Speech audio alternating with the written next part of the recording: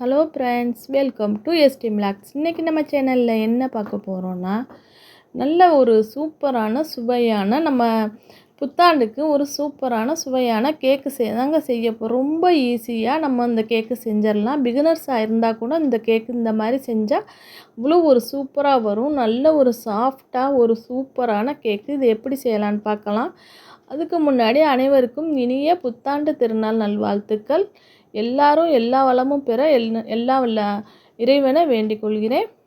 பாருங்கள் இது எப்படின்னு ரொம்ப ஈஸியாகவே நம்ம இந்த கேக்கு செஞ்சிடலாம். எப்படி ஃபல்ஃபியாக இருக்குதுன்னு பார்த்துக்கோங்க. ஒரு 8 ஏலக்காய் நான் எடுத்துக்கிட்டேன். இந்த பவுலால் நம்ம ஒரு பவுல் ஜீனி சேர்த்துக்குவோம்.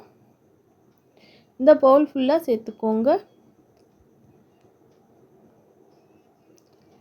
நல்லா ஃபுல்லாக இருக்கட்டும். இப்போ இது மிக்ஸி ஜாரில் போட்டு நல்லா நம்ம பவுடராக நம்ம நுணுக்கி எடுத்துக்குவோம். நம்மளுக்கு கூட இனிப்பு தேவைன்னா இன்னும் ஒரு அரை பவுல் சேர்த்துக்கோங்க. இன்னும் ஒரு அரை பவுல் நான் சேர்த்துக்கிட்டேன். 1.5 பவுல் கொஞ்சம் இனிப்பு நல்லா ஒரு அந்த கேக்குக்கு இருக்கட்டும்னு நான் 1.5 பவுல் சேர்த்துக்கிட்டேன். நம்மளுக்கு கொஞ்சம் கம்மி தேவைன்னா 1 பவுல் சரியாக இருக்கும். நான் 1 பவுல் நல்லா ஃபுல்லாக இதுக்கு தேவையான மைதா மாவு எடுத்துக்கிட்டேன். கோதுமை மாவுலேயே இந்த கேக் செய்யலாம். இது நம்ம விருப்பம்தான். மைதா மாவா கோதுமை மாவாங்கிறது நம்மளுடைய சாய்ஸ் தான். இதை நம்ம ஜீனியை நல்லா பவுடராக நல்லா ஆக்கியாச்சு. இப்போ இன்னொரு பாத்திரத்தில் நம்ம மாற்றிக்குவோம்.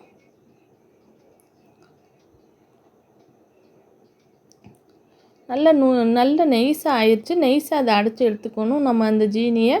இது ஒரு 4 முட்டைக்கு உள்ள மாவுக்கு உள்ளது நான் சொல்கிறேன். இப்போ நம்ம 4 முட்டையும் இந்த மிக்ஸி ஜாரில் உடச்சி ஊற்றிக்குவோம். அந்த ஜீனி நுணுக்குன மிக்ஸி ஜார்லேயே நம்ம அந்த முட்டையும் நம்ம சேர்த்துக்குவோம். 4 முட்டையும் உடச்சி ஊற்றிக்குவோங்க. நம்ம மிக்சியில் போட்டோம்னா கொஞ்சம் நம்மளுக்கு ஈஸியாக நம்மளுக்கு வேலை முடியும். ரொம்ப நம்ம கை வலிக்க நம்ம இந்த கலக்க வேணாம். அதனால தான் மிக்சியில் போட்டாச்சு. 4 முட்டையும் போட்டாச்சு. இப்போ அந்த 1 பவுல் மைதா மாவையும் இதில் சேர்த்துக்குவோம். இப்போ ரெண்டையும் நல்லா அடுத்தது நம்ம ஆயிலையும் நம்ம சேர்த்துக்குவோம். நான் ஒரு 3/4 பவுல் ஆயில் ரீஃபைண்ட் ஆயில் சேர்த்துக்கோங்க. நல்லா வாடை இல்லாத ஆயிலாக 3/4 பவுல் சேர்த்துக்கோங்க. இதை சும்மா கொஞ்சம் நேரம் நல்லா வச்சா போதும். மிக்சியில் அடித்தா போதும். பாருங்கள் எப்படி வந்திருக்குன்னு. இந்த மைதா மாவு, முட்டை 4, அந்த ஆயில் எல்லா கலவையும் ஒன்று சேர்ந்துருச்சு. இப்போ அந்த ஜீனி நம்ம அரைச்சி வச்சுருக்கிறதுல சேர்த்துக்குவோம். இதை ஒன் சைடாக இப்படியே நம்ம மெதுவாக ஃபஸ்ட்டு கலந்து விட்டுக்குவோம். ஒரே சைடாக இந்த மாவை கலக்கி எடுத்துக்கோங்க. நம்ம ஜீனியெல்லாம் போடவும் நல்ல மாவு இலகு தன்மையாக வந்துடும். இப்போ பேக்கிங் பவுடர் 1 ஸ்பூன் போட்டுக்கிட்டே, பேக்கிங் சோட்டா மாவுன்னு சொல்லுவாங்களே, அது 1/4 டீஸ்பூன் கம்மியாக கொஞ்சம் போட்டுக்கிட்டேன். அதையும் போட்டாச்சு. இதையும் இப்போ நம்ம நல்லா கொஞ்சம் நேரம் இதே மாதிரி நம்ம கலக்கி விட்டுக்குவோம். ஏன்னா நம்ம மிக்ஸி ஜாரில் நம்ம முட்டையெல்லாம் அடித்தனால நம்ம ரொம்ப இதை கலக்கணும்னு தேவையில்லை. இதே மாதிரி நல்லா கலக்கி எடுத்துக்கோங்க ஒரே சைடாக. பாருங்கள் இதுதான் கரெக்டான பக்குவம். பாருங்கள் எப்படி வந்திருக்குன்னு. இதுதான் கரெக்டான பக்குவம். இப்போ நம்ம குக்கரில் தான் இந்த கேக்கு நான் செய்ய போகிறேன். இப்போ நம்ம அடியில் ஒரு A4 ஷீட்டில் நம்ம பட்டர் ஷீட் இருந்துச்சுன்னா அடியில் நம்ம போட்டுக்கலாம். இல்லைன்னா A4 ஷீட்டில் இது மாதிரி நல்லா ரவுண்ட் ஷேப்பில் கட் பண்ணி இருந்துக்கோங்க. ஒரு அரை டீஸ்பூன் அளவு நெய் நான் ஊற்றிக்கிட்டேன். ஆயிலும் நம்ம ஊற்றிக்கலாம், நம்ம விருப்பம்தான் அது. எங்கும் தடவி விட்டுக்கோங்க. இப்போ நம்ம அடித்து வச்சுருக்க அந்த கலக்கி வச்சுருக்க முட்டை, அந்த மாவு கலவையை நம்ம இதில் சேர்த்துக்குவோம். குக்கரில் சேர்த்துக்குவோம். பாருங்கள் எப்படி வருதுன்னு. இதுதான் சரியான பக்குவம்.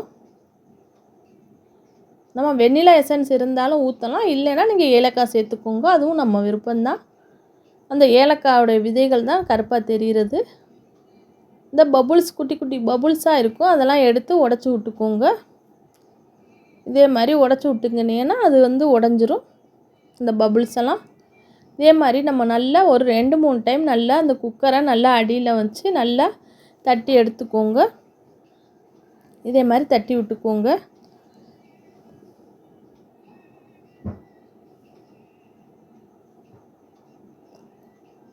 இப்போ நம்ம வந்து குக்கரை மூடிக்குவோம். நீங்கள் அந்த இதெல்லாம் கேஸ் கட்டெல்லாம் நம்ம வைக்க வேணாம். ஏற்கனவே நான் ஒரு 5 நிமிஷமாக அந்த தோசைக்கல்லை நல்லா ஹீட் பண்ணி வச்சுருந்தேன். குக்கரில் அந்த டயர்லாம் போடாமல், அந்த கேஸ்கட் போடாமல் நம்ம வந்து சும்மாவே வச்சுருவோம். இதே மாதிரி மூடி வச்சுருங்க. குறைஞ்சது ஒரு 35 நிமிஷம் வந்து இது வந்து இந்த கேக் வந்து இருக்கணும் நம்மளுக்கு அடுப்பில். அப்போ தான் நல்லா நம்மளுக்கு வந்து வெந்து வரும். இப்போ வந்து நம்ம வெந்துருச்சான்னு பார்ப்போம். நல்லாவே வெந்துருச்சு. கரெக்டாக 35 நிமிஷத்துலேருந்து 40 நிமிஷம் வரைக்கும் நம்மளுக்கு இந்த கேக்கு செய்ய நேரம் எடுத்துக்கிறோம் நமக்கு. இதே மாதிரி நம்ம அந்த கத்தியில் ஓரங்கள்லாம் நல்லா இதே மாதிரி அந்த கத்தியால் எடுத்து விட்டுக்கோங்க. இப்போ வந்து குக்கரில் உள்ள கேக்கை நம்ம எடுப்போம். எப்படி வந்திருக்குன்னு பார்ப்போம். பாருங்கள், செம்ம சூப்பராகவே வந்தது. கிட்டத்தட்ட நான் வந்து ஒரு 150 கிராம் அளவு தான் அந்த மைதாவே வந்திருக்கும். கிட்டத்தட்ட 1 கிலோவுக்கு கூடவே இருக்கும் நம்மளுக்கு இந்த கேக்கு வந்தது. எப்படி இருக்குன்னு பாருங்கள். அவ்வளோ சூப்பராக சாஃப்டாக சாப்பிட்றதுக்கு சரி அவ்வளோ ஒரு சுவையாகவே இருந்தது. இதே மாதிரி நீங்களும் மறக்காமல் செஞ்சு பாருங்கள். மறக்காமல் STM Lack சேனலை சப்ஸ்கிரைப் பண்ணி வச்சுக்கோங்க. அப்போ தான் நாங்கள் போடுற வீடியோ வரும். இந்த வீடியோ எப்படி இருந்துச்சுன்னு மறக்காமல் கமெண்ட் பாக்ஸில் தெரிவிங்க. இதே மாதிரி நீங்களும் ஒரு டைம் செஞ்சு பாருங்கள். பாருங்கள் எப்படி வந்திருக்குன்னு அந்த கேக்கு. நல்ல ஒரு சாஃப்டாகவும் நல்லா சாப்பிட்றதுக்கும் அவ்வளோ ஒரு டேஸ்ட்டாகவும் சூப்பராகவே இருந்தது. பாருங்கள் எப்படி இருக்குன்னு. நல்ல ஒரு சாஃப்டாக இருந்தது இந்த கேக்கு. நான் நறுக்கிறேன் ஹாசிப்பு தான் அதை நறுக்குனா சூப்பராகவே இருந்தது. சாப்பிட்றதுக்கும் நல்ல மிருதுவாக நல்லாவே இருந்தது. அவன் தான் அது வந்து சுட சுடவே நல்லா இதாக்கிட்டான், சுடுதுமான்ட்டான். பாருங்கள் எப்படி வந்திருக்குன்னு. நல்ல ஒரு சாஃப்டாகவே இருந்தது. இந்த மாதிரி நீங்களும் செஞ்சு பாருங்கள் மறக்காமல். தேங்க்ஸ் ஃபார் வாட்சிங். Bye bye friends.